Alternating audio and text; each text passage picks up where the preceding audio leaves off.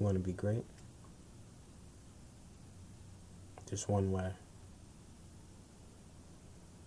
You have to get to the place of absolute choice.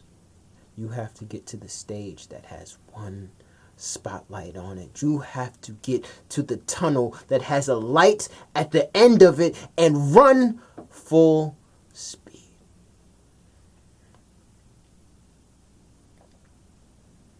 And you're in a tunnel. There's a lot of darkness around you. There's people that can't see the light. There's obstacles that is trying to block the light. But you have a clear sight of where you're supposed to go. I need you to run full speed.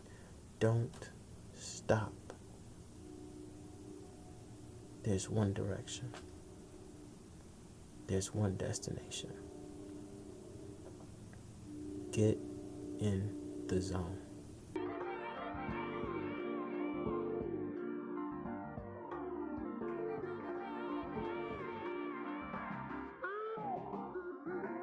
When Kobe passed, I saw you put up a post. I saw you tell a story about when Phil kind of introduced yoga and meditation to you guys, and how some people embraced it more than others. Tell me more about like what that experience was like. I was on that first team when Phil Jackson's first year with the Lakers. It was Kobe's probably third or fourth year in the league. And Phil was just coming off of he had been off, the Bulls, as we're watching the Bulls thing now, you see what had happened. He gets pushed out from Chicago, takes a year off, and then I get drafted. And when I got drafted, he wasn't even the coach yet. We didn't have a coach. And then like maybe a couple weeks later, they signed, or maybe right after that, they signed Phil Jackson. Following Phil Jackson, I knew he was a Zen Buddhist from growing up idolizing Michael Jordan and watching him with the Bulls. And I want to say I had read a book of his at that point. I forgot the name. I think it was Sacred Hoops or something like that. But, this is my first introduction to the NBA. So I remember, I'm just thinking basketball stuff. I'm not thinking about, what I need to do with my jump shot, what I need to do to play in front of Kobe or play with Kobe and Phil and Derek Fisher and Bryant Shaw. I played with some heavy hitters. And so I remember when they started introducing this, me being a young, naive 21-year-old, I'm like, what? What are we talking about yoga and meditation for? How is that going to help me play basketball? That's not going to help, I remember Phil, he brought in one of his friends that was that would talk to us about meditation and being in the moment. That was one of the big things that Phil Jackson always says, being in the moment. So we would watch film, and then he would come in, and they actually taught us how to meditate, taught us how to be quiet and to be still. And one of the craziest things I remember him saying, which you hear a lot of people in meditation say, is when a thought comes into your mind, don't fight it. Just be with the thought, embrace it, then let it go, right? And that was one of the hardest things when I was first learning how to meditate, because I'm like thinking about all of these things, and this is right around the time when we're starting to move fast. The cell phone thing has gotten big. Email has gotten big. Remember, because when I was in high school, none of this stuff, there was no cell phones, there was no emails, I don't think Facebook was around yet. So, but all of this stuff was starting to move fast. So it was hard for me to calm my mind. My mind would go somewhere else. And then after the meditation, they taught us about, yoga and the stretching and the breathing. And, nobody took it seriously. Nobody except Kobe, and it figures, right, that he was the only one that was asking serious questions. I always tell everybody the story, like maybe a couple weeks later, I go down to the Staples Center. I was down there shopping or something. I don't know. I'm downtown and, LA traffic. I said, let me just go to this arena and I'm just going to stay there till game time. So I get there like it's 2:30, 3 o'clock. Game don't start till 7. We don't have to be in the arena until about 5:30. I go in the locker room and Kobe's already in there stretching on like one of those big medicine balls and doing some kind of yoga stretch. And I was like, damn, it's 2:30, 3 o'clock. He's already here. He already incorporated this. We were only a week into this stuff. And he looked like he was a 10-year veteran at yoga. It was amazing to me. So he was always trying to think of ways to get better, and he was always open-minded. And I think that's what separates him and some of the best players, from other people. How long did it take for you to like start to embrace it? It was after my basketball career. I went through a stretch where it was around the time when I was doing the announcing. And so I was sports announcing. I was a sports announcer for ESPN regional television. I was also doing Comcast Sportsnet for the Philadelphia 76ers. I had a full-time job, I had a part-time job, and I was doing radio all at the same time. Right. So I was driving from Bergen County to Philadelphia, Right. New Brunswick, right? After about 2 or 3 years of this, about 3 years in, I started to have anxiety. Mm-hmm. Like I started to when I got real tired or I was real stressed, I started to have issues driving sometimes on the highway late at night, or I would get in these positions where the highway, I've been driving my whole life, then all of a sudden I felt out of control. Mm.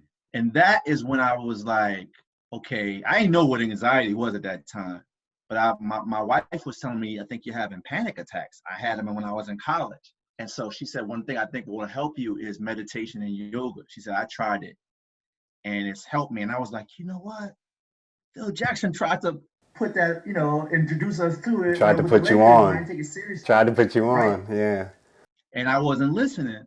So I went back to yoga. I went to a small yoga studio right there in Kendall Park on 27th.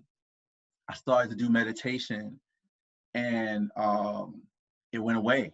Like it took a couple of months, but gradually it helped me calm my mind, it helped me slow down, and the anxiety went away. And it returned a couple of years later after something I had went through, but then I picked the meditation and the yoga helped it not be as severe. So when you allow your soul to talk and you're listening, what we call that? We call that the zone, right? And when you're in your zone, what can stop you? What can bother you? Nothing. Tap into your zone. Focus on your zone. Be in your zone. You playing basketball, you're in a 2-3, right? If you up top, what you got? The elbow to the wing, right? You're not going down low.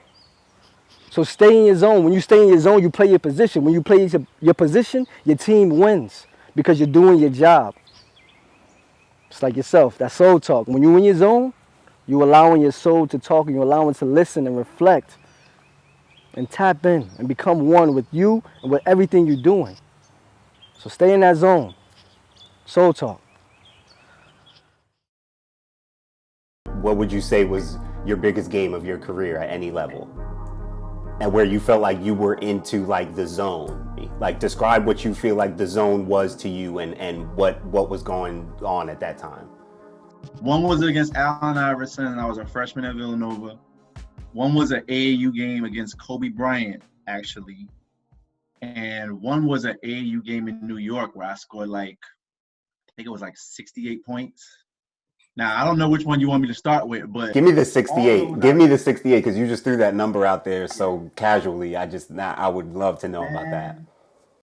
You never start off in the zone. You start off just playing basketball. And I must have hit my first 6 or 7 shots.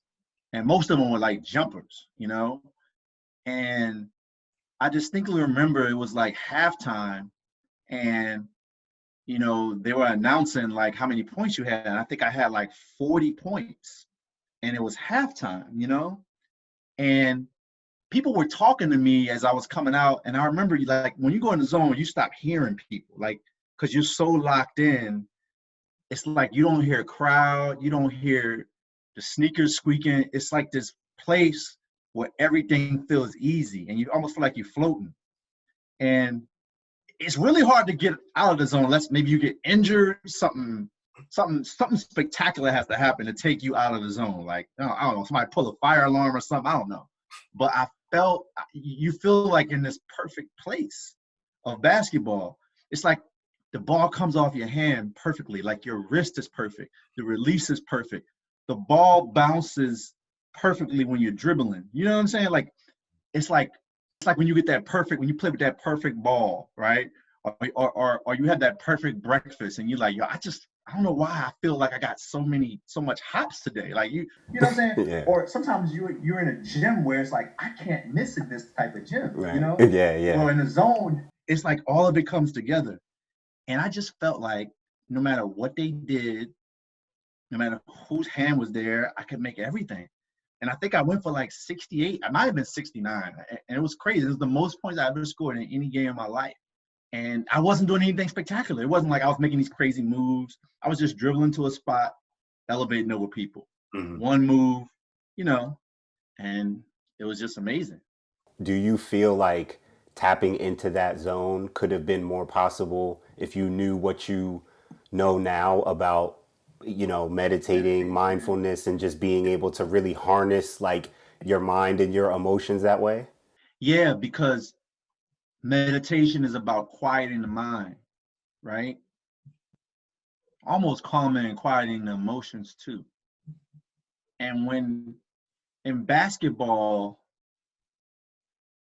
when your mind is quiet and your emotions are quiet, that's mostly when you can play at your best. You can play off emotion for a while, right? When you just amped and but it won't last, right? You can only play hype, but so long.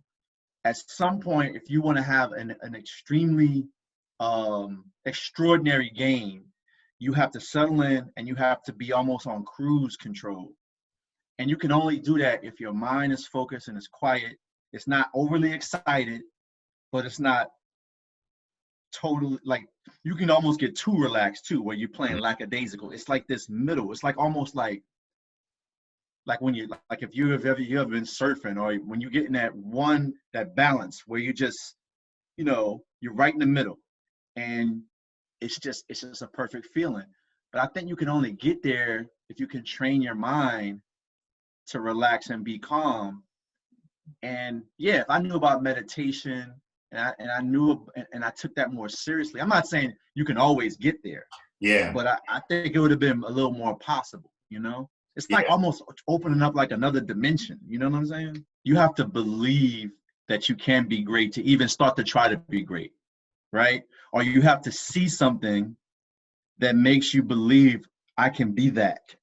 My dad took me to a lot of basketball games, man. Like he took me to the state finals when I was like in 7th grade, 6th grade. We stayed there all day, man. We watched Group 4, Group 3, Group 2, Group 1, parochial. We stayed all day. Tournament champions, we went.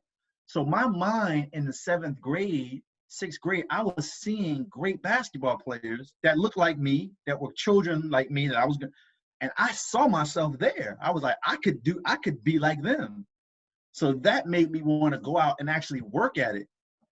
Now, if he would have took me to baseball, or if he would have took me to karate or whatever, maybe my mind would have focused on that. But because he put me in those arenas, I was able to actually see it and touch it. And we used to get the good seats, right? We on the floor. So I could actually smell it. I could see it. So it was real for me. So when I went back to my garage or my court, I could actually practice and visualize what it really was. So I think, it's one thing to say, hey, you got to go out and practice, kid, if you want to be great. It's another thing to tell somebody, to take somebody to go and see what greatness looks like, surround them with it so they can get a feel for what it really is, and then to go out and create it. If you're an entrepreneur, if somebody puts you around entrepreneurs and you see how they create, you have an idea of how to go and do that. People put you around musicians, you see how the process works, So I think my mind was already on it, and it was because my dad put me in those positions. So I was able to go out and execute. Now you got to put the hours in after that, and you got to lock in. But especially if you want to do something that is extraordinary, like being a basketball player is something extraordinary. I don't know if you have to lock in for everything. You want to be a musician, a basketball player, stuff that like only, 1 in a million people can do, you got to lock in. If you can't be in the moment in basketball, you can't play. Like football, you can make a mistake, you go to the sideline, you get to sit there and think about it, right? You only play one way. Baseball, you up the bat, then you go sit in the dugout for like 10 minutes. But basketball, you know what I'm saying? It's like you got to be in the moment, and then you got to go to the next moment, and you got to be in that moment, and then somebody steals the ball, and then now you got to be in that moment. So you got to be able to like lock in little different chunks, you know?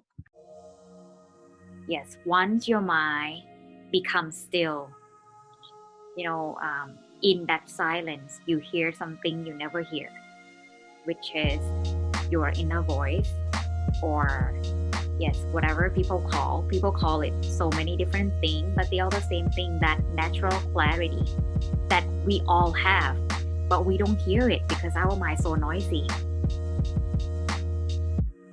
You know how we talk about slowing the game down? Like, where does that ability come from? Like, talk about what that's been like for you when you've had that experience. Yes, see, people think slowing the game down means playing slow. That's not actually what it is. It's not playing out of control. It's not having excessive movements that you don't need. So sometimes you can slow the game down and still be quick and sharp. But sometimes you're moving so fast, you're trying to do so many things in your mind. You're trying to do 4 moves at one time without saying, let me try the first move. And then when you slow it down in your brain, so I'm going to do this first move. And then if it's cut off, here's the counter move. But when you're moving so fast, you can't even think about the counter move because you just think about just one move got to work. And I always try to think about, I'm going to try to cross over to my legs.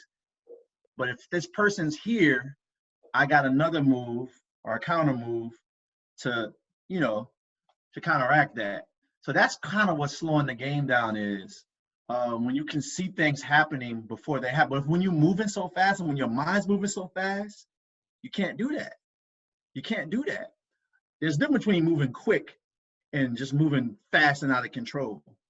And it's something I had to learn because when I was a sophomore, my ball handling wasn't as good as it was as a junior and senior in high school. And I remember I was getting a lot of charges too. And it was because I was just going in the lane and I wasn't thinking about who's behind. Once I get past this first guy, who's the second guy? Who's the second line? When I go baseline, who's the rotation that can come over? When I get there, do I got to get all the way to the rim or can I just stop and take this good enough shot? That's slowing the game down. And you don't usually get that until you either foul out of a couple of games, get hurt, or start playing against stronger players where you realize I can't get all the way to the rim every time, but I can get here and make shots. Even Jordan learned that as he got, in his career. You watch this what's on TV now. You see him getting all the way to her, and he's doing all that stuff in the younger years. By the time he got that 3rd or 4th championship, that mid-range game, not that he didn't have it before, it became different. He started hitting more jumpers, more of that mid-range, more of those turnarounds. The game slowed down for him, It's an important skill. If you can have it when you're young, like before you need it, you can develop it. Like for me, it was a guy named Shaheen Holloway was like that when we were coming up. He's the coach at St. Peter's now. He was, parade All-American. He just saw stuff differently. Stephon Marbury, he saw stuff that other people didn't see when I was coming up. There was the sham guys, there was all these guys, but those guys were different. They were on another level. Well, how would you promote just the whole idea of embracing mindfulness? I'll put it this way: if you were talking to your 21-year-old self, how would you convince yourself that you should embrace any form of mindfulness or meditation and applying it to how you approach the game? We tend to forget about the mind, right? We get in the gym, we pump the iron, we make sure as athletes we're eating right, we're working out. But I don't think we realize how important it is to develop the mind when it comes to sports and to also let the mind rest, right? Let the mind breathe. And sometimes just to be quiet with your thoughts. And so it's almost like we abuse the mind or we disregard the mind for so many years. And then you start to realize, or it takes something like what happened to me, like anxiety or something, or maybe you get in a car accident, and you can't move fast, and you're in a hospital bed. It's always, for most people, it's some type of life thing, challenge that happens that causes them to say, wait a minute, I've been ignoring my mind. I haven't been good to my mind, right? I haven't taken breaks, or I haven't meditated. You miss out on so many things with the pace that we move at now, right? Because how many of us, we watch TV and we're on our phone, we're on our cell phone while we're watching TV, while we're listening to something. Like, you couldn't do that in the 80s, right? You couldn't. I mean, Phil Jackson used to say it before social media came out. You guys come in here, you got your Walkman on, you got your cell phone, and you got your TV playing. You got everything going at one time. You guys need to just slow down and just do one thing for a while. Listen to your thoughts. So what I would tell myself, I did it today, man. I took a walk. I sat down under a tree, and I just sat there. I read a little bit on my phone, and I got off. I just sat there. I listened to the wind. I watched the trees go back and forth. I took the air in, and then I walked back home and went back to work. I felt so much better. It's the same thing with basketball. When you can do mindfulness when you come out of a game. Like, you having a bad game, you off. Sometimes people come to the bench and they just stewing. They it's time to be quiet, be with your thoughts, breathe. You don't even think about what you just did wrong, or what's going wrong, or why you're playing bad. Just reset. And if I had that skill when I was younger, I'm not saying I would have played 30 years in the NBA, but I do think I could have probably got a few more years out of it, because I think my mind, especially being in Los Angeles, it was so much going on. It was so fast. Everything was moving so quick, and I didn't understand how to slow it all down. You had asked me when was the first time like mindfulness came in, and I can't believe I forgot about this. When I was in high school, I played for Paul Shope at Piscataway High. My junior year, they brought in a motivational speaker. His name was Andy Purdick. Still remember his name. He talked to us about, it wasn't more of mindfulness and meditation, but it was visualization. And he taught us how to close our eyes and to visualize like plays happening before they happened. And even at that time, we were kind of silly. We thought it was stupid. But he said, no, close your eyes. This is the beginning of the season, man. We hadn't played a game yet. He said, visualize that you guys are winning the state championship. He said, what does that feel like? He had us visualize like walking out and getting a trophy. He had us visualizing like beating certain teams, right? He said, visualize yourself playing against, like, at that time, it was like Irvington and Shawnee were the top schools in the state. So, we did all these things, and then we started doing them before every game, even though we thought it was silly at the beginning. And we won a state championship that year. We went to the Tournament of Champions, man. We were one game away from being in the final game. Like, we lost in the Final Four to the Tournament of Champions. And Piscataway had never won a state championship in nothing. We were the first team to win an overall Group 4 state championship. And I wouldn't call it what we were doing meditating, but it definitely was closing our eyes and it was visualization. We would turn the lights off before the game in the locker room. We would be quiet, and we took a minute to visualize ourselves on offense, all the things we had to do, what plays we had to be in. Then we took another minute to visualize ourselves on defense. We did 2 separate minutes. We did that every game of the season that year. I can't believe I forgot about that. Like,